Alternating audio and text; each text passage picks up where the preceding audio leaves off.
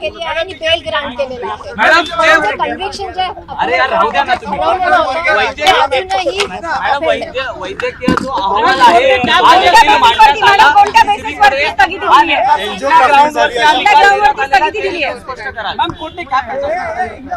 थोडक्यात कोर्टाने एवढंच सांगितलेलं आहे की जी कन्व्हिक्शन अपिलेट कोर्टाने दिली आहे नाशिक कोर्टाने 16 तारखेला, त्याच्यावर त्यांनी ते जे स्टे आहे तो दिलेला नाहीये आणि त्याच्यावर मेन निर्णय हा अजूनही आहे. पण बेल जो आहे तो ग्रांट केलेला आहे आणि सस्पेन्शन ऑफ जे सेंटेन्स आहे ते अलाव केलेलं आहे.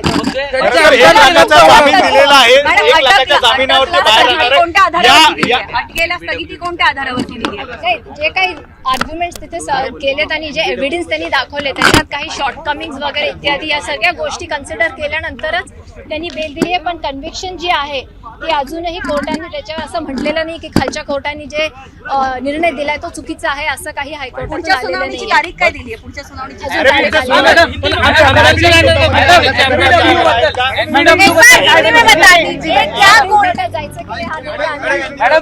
होतं तुम्हाला वाटत होतं, मात्र अटक होणार नाहीये, त्यामुळे तुम्ही जो अपीलेट नासिक सेशन कोर्ट ने जो 12 तारीख को जो निर्णय दिया था और बोला था कि जो कन्विक्शन है वो अपहेल किया था, वो चैलेंज आज हाईकोर्ट में हुआ था. हाईकोर्ट में जो स्टे ऑन कन्विक्शन का एप्लीकेशन है वो रिजेक्ट कर दिया गया है और जो बेल है वो ग्रांट किया है और सस्पेंशन ऑफ सेंटेंस जो 2 साल की सजा थी उसके ऊपर स्टे दिया है. अभी तक इतना ही हुआ है. नाशिक कोर्टाने जे एनबीडब्ल्यू वॉरंट जारी केलेला आहे त्याच्यावर आता स्टे आहे.